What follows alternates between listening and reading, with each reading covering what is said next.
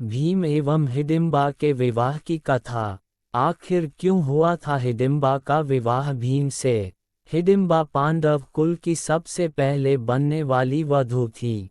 लाक्षागृह यानी लाह के बने घर को जब दुर्योधन एवं मामा शकुनी की योजना के अनुसार जलाया गया, तब पांचों पांडव अपनी माता कुंती समेत उसी भवन में थे। इन सभी की हत्या करने हेतु ऐसा किया गया था। अपने सामर्थ्य एवं दैविक कृपा से वो वहां से बच निकले और भेष बदल कर रहने लगे। इसी क्रम में वे एक जंगल में पहुंच गए। तब रात अंधेरी थी और जंगल भी बहुत ही घना था। जमीन पर बड़े बड़े झाड़ उगे हुए थे, जिसके कारण चलना भी मुश्किल हो गया था। तब धर्मराज युधिष्ठिर ने भीम से उन सभी को ले जाने का अनुरोध किया। भीम ने अपने शक्ति का परिचय देते हुए अपनी माता सहित अपने चारों भाइयों को उठाकर चलना प्रारंभ कर दिया। जब वे वन में ऐसे स्थान पर पहुंच गए जहां धरती समतल और कोमल घासों से ढकी हुई थी, तब वहां भीम ने सबको धरती पर उतारा और सब भाइयों ने मिलकर सोने के लिए व्यवस्था की। पांचों भाई बारी बारी जगकर अपने सोते हुए परिवार की रक्षा किया करते थे। इस बार भीम की बारी थी। वह जंगल अपने वृक्ष, चट्टानों सहित काली शक्तियों के प्रभाव के कारण मायावी था तथा एक शक्तिशाली एवं मायावी राक्षस हिडिंब का राज्य था। जंगल में आने वाला कोई भी मानव इस मायावी स्थान से निकल नहीं पाता था, अपितु राक्षसों का आहार बन जाता था। इन राक्षसों की घ्राण शक्ति यानी सूंघने की शक्ति बहुत ही तेज थी। जंगल में मानव के प्रवेश को तुरंत भांप लेते थे। जब राक्षस राज हिडिंब को इन मनुष्यों के आने का पता चला, तो वह मानव मांस खाने के लिए लालायित हो उठा। उसने अपनी बहन हिडिंबा को उन मनुष्यों को उसके सामने प्रस्तुत करने का आदेश दिया। हिडिंबा पांडवों के समीप जा पहुंची। भीम को देख हिडिंबा मोहित हो गई।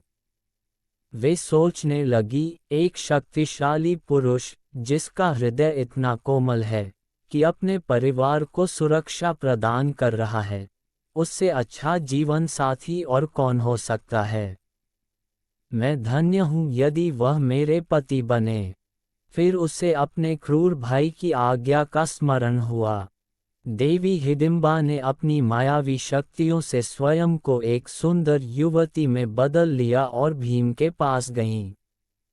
पहले जंगल में भटकी हुई युवती के भांति अनेक प्रकार की बातें कहीं। फिर जब भीम ने उन्हें रक्षण देने की बात कही, तब वो वहीं पर बैठ गईं।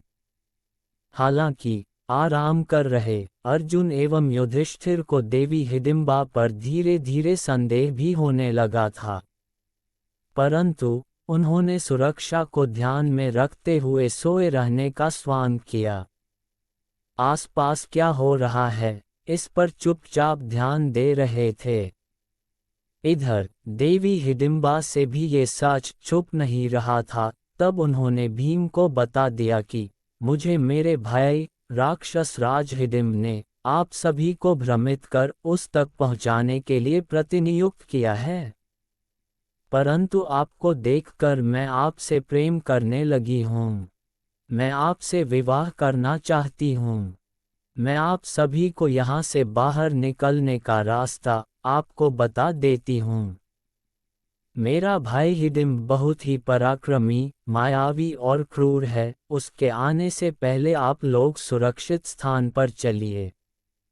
भीम ने उत्तर देते हुए कहा, देवी, मैं आपको नहीं जानता, परंतु आपको इतना बता दूं कि हम पांचों भाई क्षमता में किसी से कम नहीं हैं। मैं वृकोदर किसी भी राक्षस को समाप्त करने में सक्षम हूँ। इसलिए मुझे इनकी निद्रा भंग करने की आवश्यकता नहीं है।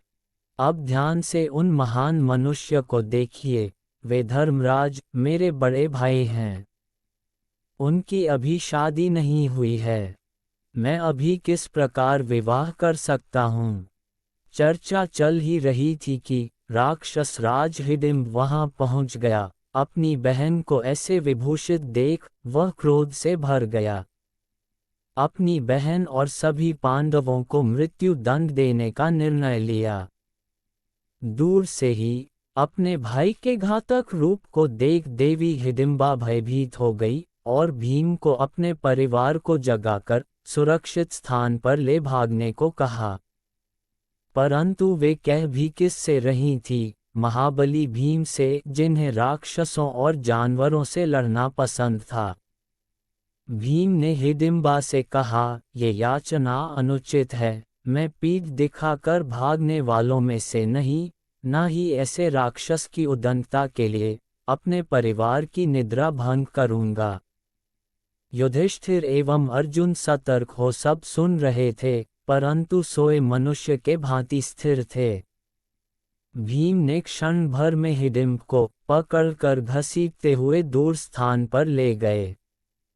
ये देख युधिष्ठिर एवं अर्जुन उठने का स्वांग करने लगे। उन्हें जागता देख हिडिंबा ने विनम्रता से पांडवों को सब बताया। बाकी सब हिडिंबा की बात सुन रहे थे, परंतु युधिष्ठिर एवं अर्जुन का पूरा ध्यान भीम पर था। अर्जुन ने भीम से चिल्लाकर कहा, भ्राता भीम, इस राक्षस का वध अतिशीघ्र कीजिए। ये सुन भीम ने घातक प्रहार से हिडिंब की पीठ के टुकड़े टुकड़े कर दिए। हिडिंब का वध होते ही सारे राक्षस भीम के सामने घुटने टेक बैठ गए और उन्हें अपना राजा मान लिया। तभी भीम ने कहा, मैं तुम्हारा राजा कैसे हो सकता हूँ, तुम राक्षस हो और मैं मनुष्य हूँ। तब उनके मंत्री ने कहा, हे राजन, हमारे यहाँ परंपरा है कि जो हमारे राजा को मारता है वही अगला राजा बनता है।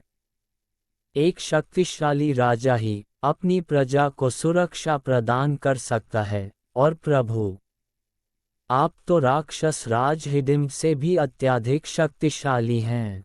ये सुनकर भीम ने कहा, परंतु मैं आपका राजा नहीं बन सकता। तब फिर से हाथ जोड़कर उनके मंत्री ने कहा, राजन, ऐसा ना कहें, बिना राजा के प्रजा अनाथ हो जाती है, जंगल राज हो जाता है। इन सब बातों को सुनकर धर्मराज युधिष्ठिर ने विचार करने हेतु समय मांगा। तभी वहां देवी हिडिंबा आकर पांडु पुत्र भीम से कहती हैं, हे राजन, कृपया कर मेरे प्रेम को स्वीकार करें, मुझे अपनी पत्नी बनने का सौभाग्य दें। इस पर भीम ने कहा, ऐसा कैसे हो सकता है, तुम राक्षस कुल की हो, मैं मनुष्य हूँ। मेरे समाज में क्या तुम्हें वांछित स्थान मिल पाएगा। तब देवी हिडिंबा ने कहा, मुझे आपके समाज की स्वीकृति की इच्छा नहीं है, अपितु आपके स्वीकृति की इच्छा है। आप यहाँ का राजा बन मुझसे विवाह कर 1 वर्ष तक मेरे साथ रहें। जब मुझे पुत्र रत्न की प्राप्ति हो जाएगी, आप यहाँ से प्रस्थान कर सकते हैं। हम मायावी जाति हैं, मेरा पुत्र जन्म के कुछ समय बाद ही युवावस्था को प्राप्त हो जाएगा। तब आप यहाँ से प्रस्थान कर सकते हैं। मैं आपको नहीं रोकूंगी। मेरे पुत्र के रूप में इस कबीले को उसका राजा मिल जाएगा।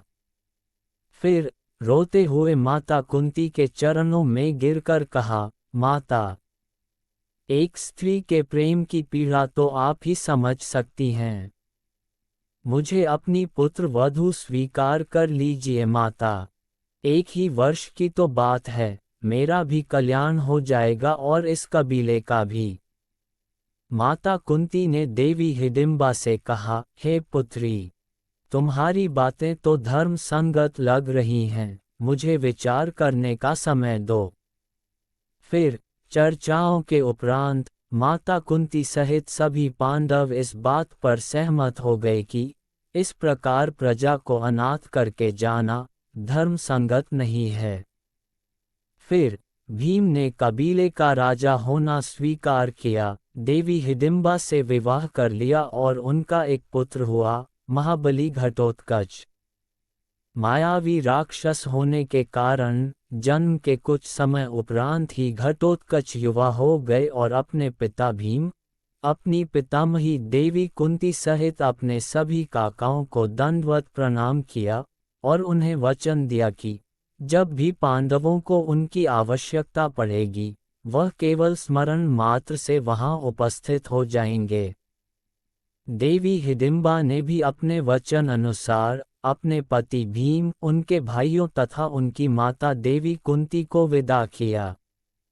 इस तरह भीम और हिडिंबा के विवाह की ये कहानी थी। अंत में चैनल को सब्सक्राइब जरूर कर लीजिएगा मित्रों।